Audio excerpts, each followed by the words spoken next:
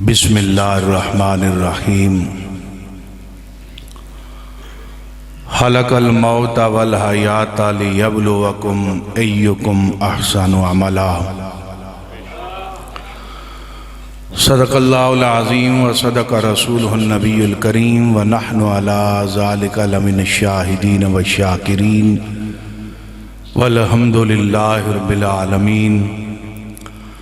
فقد قال اللہ تبارک و تعالی فی شان حبیبہ مخبرا و عامرا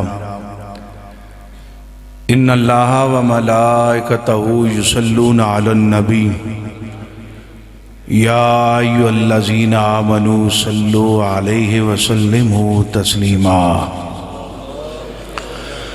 الصلاۃ والسلام علیک یا رسول اللہ وعلی آلک و اصحابک یا حبیب اللہ۔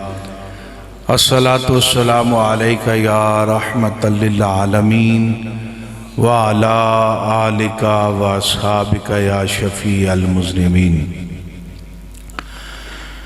نہایتی واجب الاحترام اسیر ناموس رسالت برادر اکبر قبلہ امیر مجاہدین عزت مآب جناب حاجی امیر حسین صاحب دامت برکاتہم العالیہ، اسیر ناموس رسالت حضرت علامہ مولانا مخدوم محمد ذوالفقار حیدری صاحب امیر ٹی ایل پی ضلع اٹک،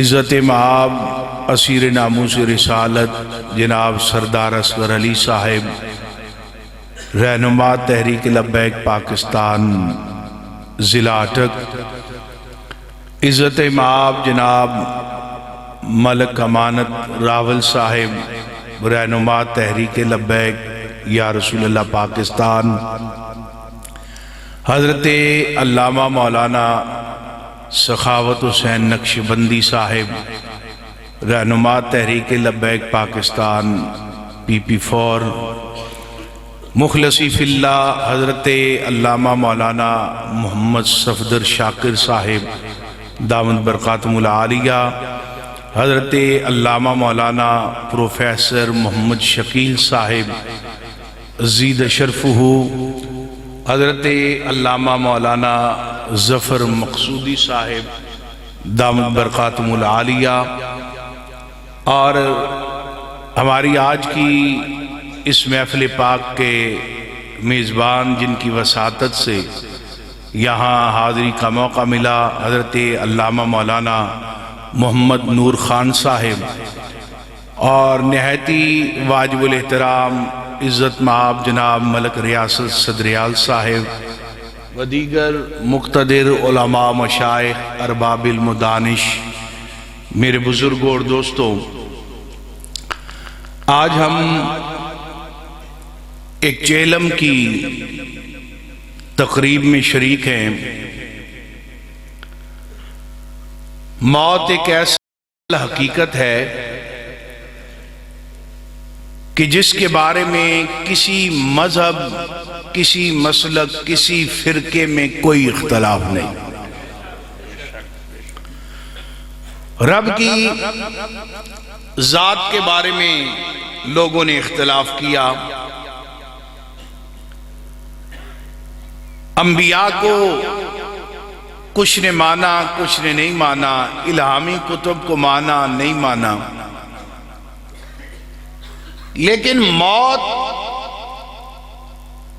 ایک ایسی اٹل حقیقت ہے کہ اس میں کسی کا کوئی اختلاف نہیں۔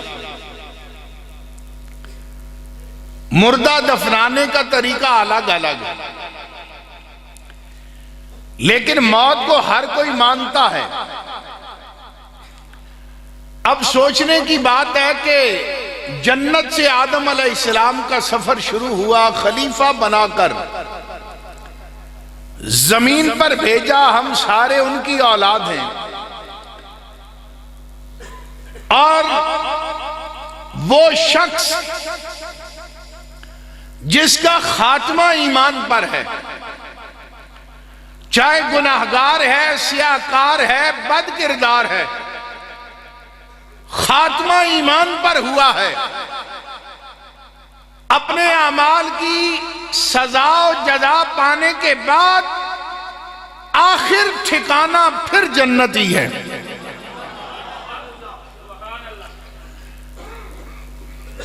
اب سوچنا یہ ہے کہ جب جنت سے چلے اور پھر جنت میں جانا ہے تو یہ ساری جو مشق ہے اس کا کیا فائدہ ہے؟ موت و حیات کو کیوں پیدا کیا گیا ہے؟ تو رب کے قرآن کی طرف اگر رجوع کریں تو قرآن کہتا ہے خلق الموت والحیات، کہ پیدا کیا اللہ نے موت کو اور زندگی کو، کس لیے؟ لِيَبْلُوَكُمْ أَيُّكُمْ أَحْسَنُ عَمَلًا، تاکہ آزمائے تم کو کہ تم میں سے نیک عمل کرنے والا کون ہے۔ اچھا، یہاں پر ایک اور بات پر بھی آپ غور کریں کہ قرآن کہہ رہا ہے خلق الموت والحیات، کہ اللہ نے پیدا کیا ہے موت کو اور زندگی کو، حالانکہ پیدائش میں پہلے زندگی ہے پھر موت ہے۔ عدم سے وجود میں آتا انسان، پہلے زندگی ہے، کوئی ایک لمحہ سانس لے 100 سال جیے، 1000 سال جیے، پہلے زندگی ہے پھر موت ہے، لیکن رب قرآن میں پہلے موت کا ذکر کر رہا ہے پھر زندگی کا ذکر کر رہا ہے۔ تو علماء نے فرمایا اس کی وجہ یہ ہے کہ رب بندے کو متنبہ کر رہا ہے، اے بندے یہ نہیں جب پاس کچھ نہ ہو تو پھر اللہ اللہ کرتے پھر مسجدوں کو آباد کرے، اور جب میں اپنے فضل سے تجھے مال دے دوں، جاہ و جلال دے دوں، بڑا مقام اور مرتبہ دے دوں، تو فرعون نہ بن جانا، اس دولت پر اترانا نہیں، زیادہ اولاد پر اکڑ نہیں جانا۔ اس لیے یہ بات یاد رکھنا کہ جس نے زندگی کو پیدا کیا ہے اسی رب نے موت کو بھی پیدا کیا ہے۔ خلق الموت والحیات لیبلوکم ایکم احسن عملا۔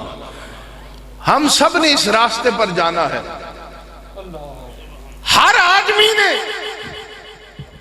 اس راستے پر جانا ہے۔ انسان کے پاس اتنا عمل ضرور ہونا چاہیے کہ قبر میں جا کر تاجدار مدینہ کے سامنے شرمندگی کا سامنا نہیں ہونا چاہیے، کہ زندگی تو امیر غریب ہر ایک کی گزر جاتی ہے، روٹیاں دو ہی کھانی ہیں، ممکن ہے غریب روٹی زیادہ کھاتا ہے، امیر کم ہی کھاتا ہے، امیر ڈائٹنگ شروع کر دیتا ہے، میں نے صبح سبزی ابلی ہوئی کھانی ہے، کئی بیماریاں لگ جاتی ہیں۔ اس لیے ہم نے اپنے اعمال کی اصلاح کرنی، اور تاجدار مدینہ صلی اللہ علیہ وآلہ وسلم آپ نے امت کی ہر معاملے میں رہنمائی فرمائی، اور آپ کو یہ بھی پتا تھا میرے امتی گناہ بھی بڑے کریں گے، شیطان بہکائے گا بھی، خطائیں بھی کریں گے، قربان جائیں لجپال نبی پر بخشش کے کئی ذریعے ہمیں بتا کر چلے گئے۔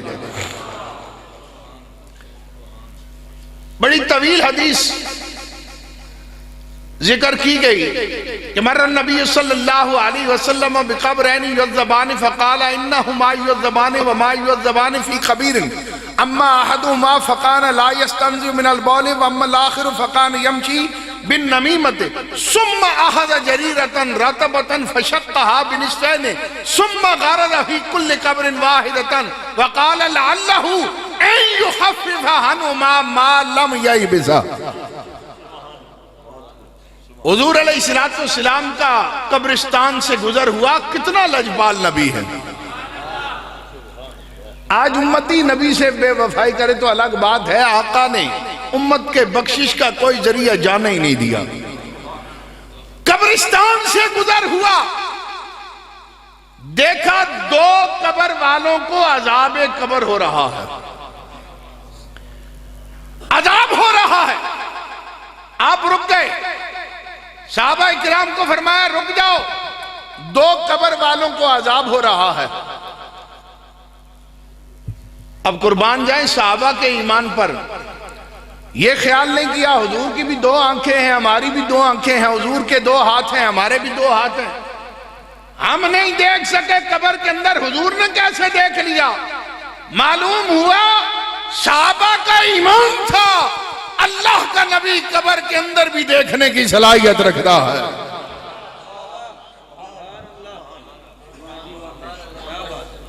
حضور نے فرمایا ان دونوں کو عذاب ہو رہا ہے، اور صرف اتنی بات پر اکتفا نہیں کیا، آپ نے کہا میرے غلاموں ان دونوں کو عذاب اس لیے ہو رہا ہے، ایک پیشاب کے چھینٹوں سے نہیں بچتا تھا، دوسرا غیبت کیا کرتا تھا۔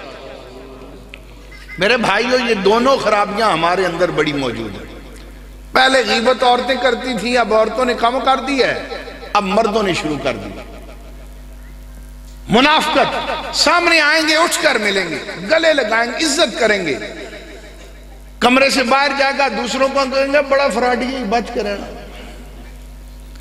یہ ویسے ہی علامہ بنا ہوا ہے، ویسے ہی پیر بنا ہوا ہے، یہ ویسے ہی حاجی نمازی ہے، اس کی نماز حج نہ دیکھنا۔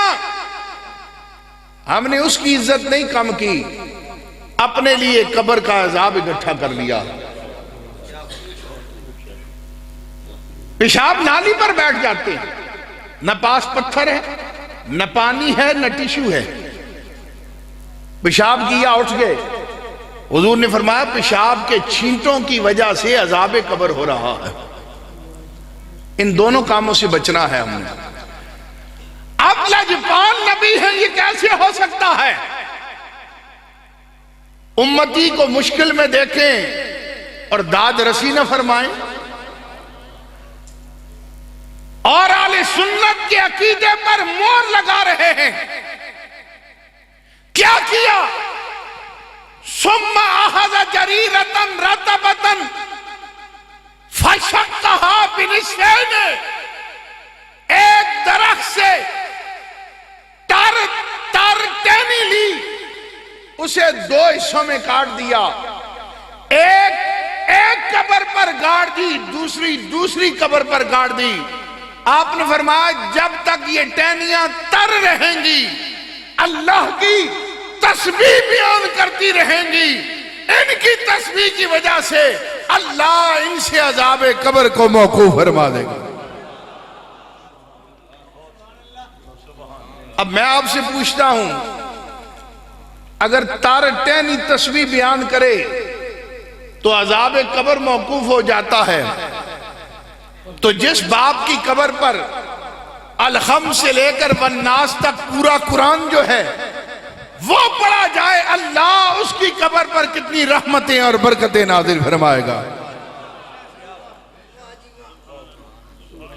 آج ہمارے اندر یہ بڑی خامی ہے، دیہاتوں میں تو پھر امن ہے، شہروں میں سارا کام ریڈی میڈ ہے۔ ابا جی مر جائیں، اولاد پہلا کام کیا کرتی ہے؟ ابا جی مر گئے ہیں، پہلا کام مسجد کے دروازے پر ٹھک ٹھک، خادم صاحب آنا، ہمارے ابا جی کو غسل دینا ہے۔ ابا جی کے بیٹے کتنے ہیں؟ 7 بیٹے ہیں جی۔ میں نے کہا حیا نہیں آتی؟ بیٹے 7 ہوں اور ابے کو غسل مسجد کا خادم دے؟ یہ کس نے کہا؟ اچھا مزے کی بات ہے، غسل جنازہ مولوی صاحب، خادم صاحب اور مربوں کا وارث یہ ہے، لینڈ کروزر کا وارث یہ ہے، مال کا وارث یہ ہے۔ کہتے ہیں ہمارا یہ کام نہیں۔ کبھی کسی نے یہ نہیں کہا اے جناب 50 کنال خادم صاحب آپ بھی لے لیں، آپ نے ہمارے ابا جی کو غسل دیا تھا۔ لیکن اس میں قصور اولاد کا نہیں، قصور ابا جی کا ہے۔ ابا جی اگر فجر کی نماز کے بعد گھر کے صحن میں یا شہر ہو تو ٹی وی لاؤنج میں بلند آواز سے سورہ یاسین پڑھتے اور بیٹوں کو بتاتے میں اپنے ابا جی کے لیے پڑھ رہا ہوں، اولاد آج ابا جی کے لیے بھی پڑھتی۔ خرابی یہاں پر ہے، اور جن کے لیے ہم دن رات محنت کر رہے ہیں نا، ہمارے مرنے کے بعد انہوں نے دعا بھی نہیں کرنی، یہ بات یاد رکھنا، حساب ہم نہیں دینا۔ میرے پاس ایک بندہ آ گیا مدرسے میں، کہنے لگا کل جو آپ نے بچے بھیجے ہیں نا یہ ٹھیک نہیں تھے، اب آپ نے بڑے بچے بھیجنے ہیں، 2 سپارے پورے پڑے۔ میں نے کہا بھائی صاحب کون فوت ہوا ہے؟ کہنے لگے میرے ابا جی فوت ہو گئے۔ میں نے کہا تم نے کتنا پڑھا ہے؟ کہنے لگا میں نے تو کچھ نہیں پڑھا۔ میں نے کہا کتنا بدھو ہے، ابا تیرا ہے تو نے کچھ نہیں پڑھا، جن کا کچھ نہیں لگتا ان سے 2 سپاروں کی توقع رکھتا ہے۔ باپ تیرا ہے، تو کچھ نہ پڑھے اور جن کا کچھ نہیں لگتا ان سے 2 سپارے۔ اور یہ بات بھی ذہن سے نکال کہ پورا قرآن پڑھا جائے تو تب ہی بخشش ہوتی ہے۔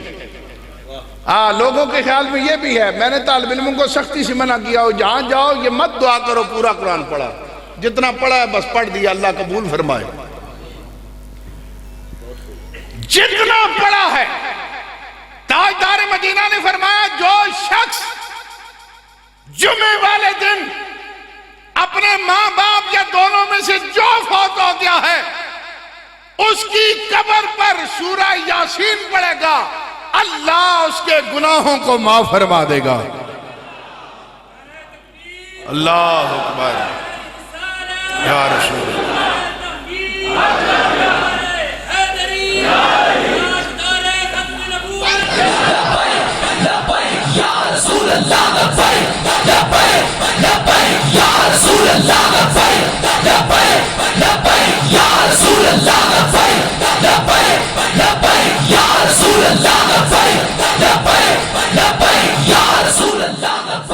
اس لیے اپنی اولاد کی تربیت کریں، آج قرآن پڑھائیں، ضروری نہیں سب کو علماء بنائیں، مولوی بنائیں، لیکن کم از کم اولاد کو ماں باپ کو کفن دینے کا طریقہ آنا چاہیے، نماز جنازہ پڑھنے کا طریقہ آنا چاہیے، فاتحہ کرنے کا طریقہ آنا چاہیے، اور اسی میں ہماری نجات ہے۔ یہ انسان کا سارا غرور، تکبر سب ختم ہو جاتا ہے۔ اسرائیل علیہ السلام کے آنے کی دیر ہے، وہ بڑی مشکل گھڑی ہے۔ علماء نے ایک واقعہ بیان کیا نا، ایک بڑا لینڈ لارڈ تھا، بڑا لینڈ لارڈ، آخری وقت آ گیا، اب روح نہیں نکل رہی، بیوی بھی پاس ہے، تینوں بیٹے پاس ہیں، بیٹیاں پاس ہیں۔ بیوی نے دیکھا شوہر بڑی تکلیف میں ہے، ایک بیٹے کے پاس گئی، کہا بیٹا تجھے باپ نے بڑا خرچہ کیا ہے، ڈاکٹر بنایا ہے، باہر سے تو پڑھ کر آیا ہے، میں نے سنا ہے کہ جس پر موت کی شدت ہو، روح نہ نکل رہی ہو، اس کے پاس سورہ یاسین پڑھی جائے تو روح نکلنے میں آسانی ہو جاتی ہے۔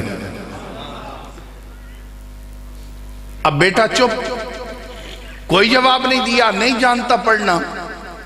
ماں دوسرے بیٹے کے پاس چلی گئی، وہ خاموش، سب سے چھوٹے بیٹے کے پاس چلی گئی، کہا بیٹا تو باپ کا بڑا لاڈلا تھا، ہر سالگرہ پر تیرے نام باپ نے فیکٹریاں کی ہیں، تو پڑھ باپ کے لیے سورہ یاسین قرآن اٹھا لے۔ بڑے تو نہ بولے لیکن چھوٹا بول اٹھا، کہا ماں اس دن کو یاد کر جب میں چھوٹا تھا، باپ کی انگلی پکڑ کر مسجد جا رہا تھا، تو راستے میں آ گئی، تو نے کہا یہ لینڈ لارڈ کے بیٹے ہیں، یہ امیر زادے ہیں، محلے کے غریبوں کے ساتھ مسجد کی چٹائی پر یہ قرآن نہیں پڑھیں گے۔ ماں اگر اس دن تو نے نہ روکا ہوتا آج میں قرآن پڑھ لیتا۔ میں تو نہیں جانتا قرآن پڑھنا، ہم نے پڑھا ہی نہیں، ہم ڈاکٹر انجینئر وکیل بن گئے، قرآن ہمیں نہیں آتا۔ وہ لیل لارڈ کی بیوی جو غرور اور تکبر کا پہاڑ تھی، پھر اسے اپنی چادر سر پر لینا یاد نہ رہی، اپنے محل کا دروازہ کھولا، مسجد کے دروازے پر آ گئی، دستک دے کر کہتی ہے مولوی صاحب آج دنیا کی انتہائی مجبور اور لاچار اور بے بس عورت آپ کے دروازے پر کھڑی ہے۔ پھر مولوی جیسا بھی ہو نا، مولوی بڑا غیرت والا ہوتا ہے، مولوی بڑا حیا کرنے والا ہوتا ہے۔ مولوی صاحب نے آواز سنی، دیکھا مائی صاحب آئی ہیں، کہا اما جان آپ تو لینڈ لارڈ کی بیوی ہیں، اربوں کی پراپرٹیاں ہیں، آپ کہہ رہی ہیں غریب۔ اس نے کہا مولوی صاحب میری آنکھیں آج کھلی ہیں، میں سمجھتی ہوں مجھ سے زیادہ غریب اس کائنات میں کوئی ہے ہی نہیں ہے۔ میرے شوہر پر مشکل وقت ہے، روح نکل نہیں رہی، ہم میں سے کوئی قرآن پڑھنا نہیں جانتا، اللہ کا واسطہ ہے مجھے خالی نہ موڑنا، ہمارے گھر آئیں قرآن پڑھیں کہ میرے شوہر کی روح جو ہے وہ پرواز کر سکے۔ اس لیے آج اولاد کی تربیت کریں۔ یہ مال دولت سب کچھ یہاں رہ جانا ہے، جائیداد میں یہاں رہ جانا ہے، اپنے نبی سے وفا کریں اور اولاد کی ایسی تربیت کر کے جائیں کہ نہ قبر میں رسول اللہ کے سامنے شرمندگی ہو، نہ روز حشر اور رسول اللہ کے سامنے ہمیں شرمندگی۔ اور اس امت کو اور پاکستان کی عوام کو بالخصوص اللہ کا کروڑ شکر ادا کرنا چاہیے کہ جس خالق کائنات نے قبلہ امیر المجاہدین جیسا مرد دلیر اس سرزمین پر پیدا کیا، جنہوں نے مختصر سی مدت میں بے سر و سامانی کے عالم میں جو ختم نبوت کا مسئلہ 74 سال سے امت نہیں سمجھ سکی، امیر المجاہدین نے وہ مسئلہ 5 سال کے بچوں کو بھی سکھا دیا ہے۔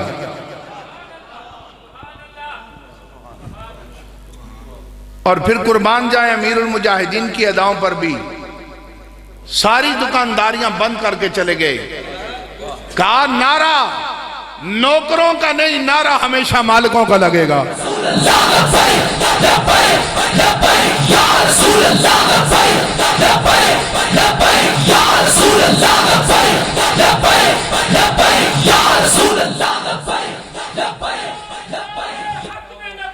زندہ آباد زندہ آباد۔ اور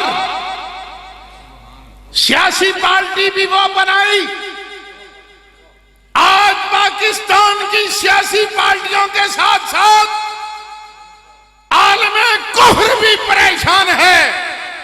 یار شادی ہو پھر بھی لبیک یا رسول اللہ، چیلم ہو پھر بھی لبیک یا رسول اللہ، جنازہ ہو پھر بھی لبیک یا رسول اللہ۔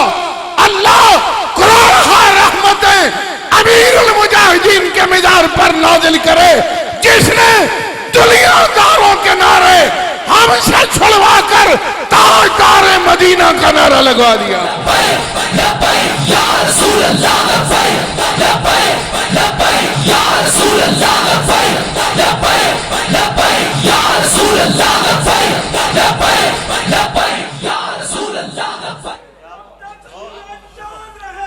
رضوی تیرا نام رہے گا، رضوی تیرا نام رہے گا۔ مالکوں نے بھی پھر کرم نوازی میں کمی نہیں کی، مسجد میں جہاں تاجدار ختم نبوت کا نعرہ لگ رہا ہے وہاں امیر المجاہدین کا بھی نعرہ لگ رہا ہے۔ عزت اسے کہتے ہیں، عزت اس کو کہتے ہیں۔ رات ہم اٹک میں ایک جگہ جلسے میں تھے، وہاں پہ مسجد کمیٹی کے سرپرست صاحب تشریف لے آئے، کہنے لگے دیکھیں جی اب باقی جماعتیں بھی ہیں، آپ کی جماعت والوں نے کرین کا نشان مسجد میں لگا دیا ہے، ختم نبوت سے تو کوئی اعتراض نہیں، لیکن کل پی ٹی آئی والا کوئی آ جائے اور کہے ہم بھی مسجد میں ختم نبوت کی کانفرنس کرانا چاہتے ہیں، میں نے کہا میں مٹھائی کا ٹوکرا لے کر آؤں گا۔ ختم نبوت کی کانفرنس کرانے کے لیے اتنا بڑا دل چاہیے، اور دل سے بھی زیادہ اللہ کا فضل چاہیے اور مصطفیٰ کی نگاہ چاہیے۔ کیوں؟ جن زبانوں پر تاجدار مدینہ چاہتے ہیں نعرہ وہی لبیک یا رسول اللہ کا لگاتے ہیں۔ ہمیں تو اس بات کی خوشی ہے، پیپلز پارٹی بھی ختم نبوت کا کام کرے، نون لیگ بھی کرے، پی ٹی آئی بھی کرے، ہمیں تو اختلاف بھی کوئی نہیں۔ آؤ مسجدوں میں آؤ، ہم تو چاہتے ہیں سیاست کو مسجد میں لاؤ، سیاست کو مسجد میں لاؤ۔ آج تحریک لبیک یا رسول اللہ سب سے پہلے یہ تبدیلی لائی ہے کہ جو لوگ ڈھول کی تھاپ پر رقص کرتے تھے، مخلوط پروگرام ہوتے تھے، آج وہ باوضو ہو کر مسجد میں بیٹھ کر رب کا اور اس کے پیارے حبیب کا ذکر کر رہے ہیں۔ اس سے بڑی تبدیلی اور کیا ہے؟ جو نوجوان ہمارا انڈیا کی فلمیں دیکھتا تھا، آج وہ دن رات موبائل پر قبلہ امیر المجاہدین کے خطابات کو وائرل کر رہا ہے۔ تبدیلی اس کا نام ہے۔ اور قبلہ امیر المجاہدین نے ہم سے دنیا داروں کے نعرے نہیں لگوائے، اپنے نعرے نہیں لگائے، فقط تاجدار مدینہ کا نعرہ لگایا ہے۔ اور لبیک والوں تمہیں فخر ہونا چاہیے، ہمارا وہ نعرہ ہے جو مسجد میں بھی لگے گا، قبر میں بھی لگے گا، اور حشر میں بھی یہی نعرہ لگے گا۔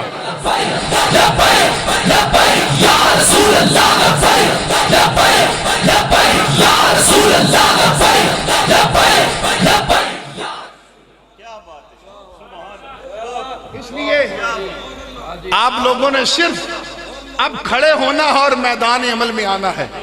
ہم نے وڈیرے جاگیرداروں اور سرمایہ داروں کو درد یہ ہے کہ اسلام کے نام پر یہ غریب کیوں اکٹھے ہو رہے ہیں، اور اسلام سے ہمیشہ پیار غریبوں نے کیا، یہ بات یاد رکھنا۔ حضور نے اسی لیے فرمایا طوبیٰ للغرباء، کہ غریبوں کے لیے خوشخبری ہو، اسلام انہی میں سے شروع ہوا ہے اور ان قریب انہی غریبوں میں اسلام لوٹ کر چلا جائے گا۔ یہ سارے وڈیرے جاگیردار یہ تو ہماری نا اتفاقی کی وجہ سے ہم پر سرداریاں کر رہے ہیں۔ اسلام کی وہ پاور ہے، آج غریب بھی ان کے سامنے کھڑا ہو گیا ہے۔ انہیں درد یہ ہے، انہیں لبیک سے اور کوئی درد نہیں۔ آج اگر ہم ان کے دروازوں پر ماتھے ٹیکیں تو وہ ہمیں ماننے کے لیے تیار ہیں، لیکن قبلہ امیر مجاہدین فرمایا کرتے تھے اسلام اپنی پاور خود رکھتا ہے، اسلام اپنی پاور رکھتا ہے۔ اور تحریک لبیک یا رسول اللہ پاکستان کے کارکنان ہم سب کارکن ہیں، کوئی قیادت کا نہ کسی کو شوق ہے نہ کوئی قیادت ہے۔ جو شوق کر کے آیا ہے نا اسے عزت لبیک میں کبھی نہیں ملی، یہ بات یاد رکھنا۔ یہ اتنا مقدس مشن ہے، یہاں اخلاص کے ساتھ آؤ، مالک ایسی کرم نوازی کرتے ہیں جس کا انسان تصور بھی نہیں کر سکتا، تصور نہیں کر سکتا۔ اس بارش میں ہم آئے، گلی جاگیر کے پاس لوگوں نے استقبال کیا، دیگر لوگوں نے استقبال کیا۔ یہ کیا ہے؟ ہماری ذات تو پہلے بھی تھی، ہم سے اچھے لوگ پہلے بھی موجود ہیں، آپ میں سے بھی ہزاروں لوگ، ہم تو ان کے جوتوں کی پر جو خاک لگی ہے اس سے بھی کم تر ہیں، لیکن یہ جو عزت ہے یہ فقط تاجدار مدینہ کے نام کی وجہ سے عزت ہے۔ عزت حضور کے دامن سے وابستگی میں ہے۔ باقی لوگ کہتے ہیں بڑے دلیر ہیں، دلیری شلیری والی کوئی بات نہیں، یہ ان مالکوں کی کرم نوازی ہے کہ ہمیں مشکل میں بھی ثابت قدم رکھا ہے، بس یہ مالکوں کی کرم نوازی ہے۔ انسان جب اس میدان میں نکل آتا ہے بڑی بڑی مشکلات آتی ہیں، بڑے بڑے مشکل وقت آتے ہیں۔ ہمارے دائیں بائیں تحریک کے ساتھی یہاں تشریف فرما ہے، قبلہ امیر مجاہدین کے برادر اکبر، اس عمر میں بھی آپ جیل گئے، مشکلات جھیلی، لیکن اللہ نے آپ کو جو عزتیں عطا کی ہیں وہ کسی دنیا دار کے پاس عزتیں نہیں ہیں۔ حضور کے دین کے ساتھ وابستگی ہم نے کرنی۔ تحریک لبیک یا رسول اللہ پاکستان کا یہی مشن ہے، ہم نے گھر گھر اس پیغام کو پہنچانا ہے۔ یہ بات آپ ذہن سے نکال دیں کہ آنے والا وقت کیا ہے، ہم نے محنت کرنی ہے۔ اور قبلہ امیر المجاہدین فرمایا کرتے تھے، ہم دیکھیں نہ دیکھیں ہماری نسلیں اسلام کو پاکستان کے تخت پر ضرور دیکھیں گی۔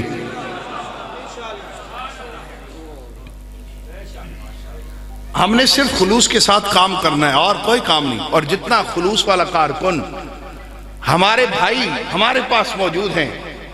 جب مجھے اس دفعہ انہوں نے گرفتار کیا اور مجھے لاہور انہوں نے شفٹ کیا، وہاں میٹنگ میں بڑے بڑے لوگ بیٹھے تھے، انہوں نے کہا یار یہ کیا تم لوگوں نے ان لوگوں کو کھلایا ہوا ہے، ذلی قیادت تک جیلوں میں ہم نے ڈال دی، لاکھوں لوگ پھر بھی سڑکوں پہ کیسے نکل آئے ہیں۔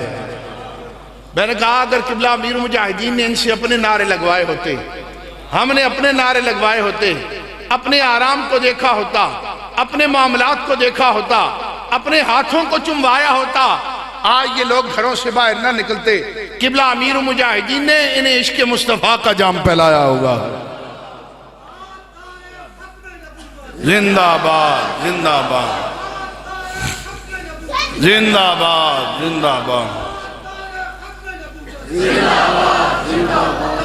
یا رسول اللہ لبیک لبیک لبیک، یا رسول اللہ لبیک لبیک لبیک، یا رسول اللہ لبیک لبیک لبیک، یا رسول اللہ لبیک۔ آپ حضرات سے یہی اپیل ہے اور میں علماء سے دست بستہ عرض کرتا ہوں، آپ حضرات اپنے تمام تعلقات کو بروئے کار لائیں، تحریک لبیک یا رسول اللہ پاکستان کا پیغام گھر گھر پہنچائیں۔ جہاں ہماری ضرورت ہے ہم حاضر ہیں، ہم بھی جائیں گے۔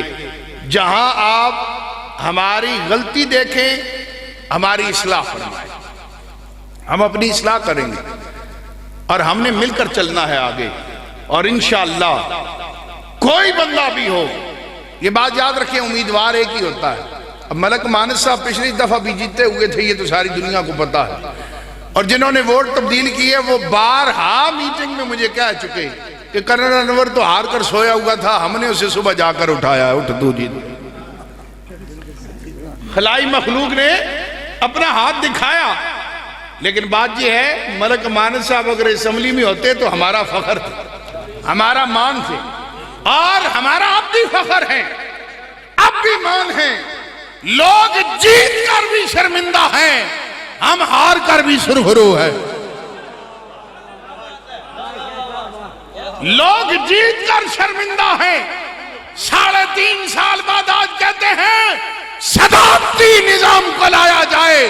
لبیک شروع سے کہہ رہی ہے کہ نظام مصطفیٰ کو لایا جائے۔ رسول اللہ لبیک لبیک لبیک، یا رسول اللہ لبیک لبیک لبیک، یا رسول اللہ لبیک لبیک لبیک، یا رسول اللہ۔ تحریک لبیک یا رسول اللہ پاکستان شروع سے ایک پہلے دن سے یہی کہہ رہی ہے کہ نظام مصطفیٰ اس کا واحد حل ہے، اور انشاءاللہ ہم مل کر چلے تو یہ ضرور تبدیلی آئے گی، اور وہ وقت ضرور آئے گا کہ پاکستان کے تخت پر دین ضرور آئے گا۔ اللہ تعالی ہمارے ان ساتھیوں پر اپنی رحمتیں اور برکتیں نازل فرمائے، اور مرحوم و مغفور کے درجات کو بلندی عطا فرمائے، اور ان کے جملہ پسماندگان کو صبر جمیل عطا فرمائے۔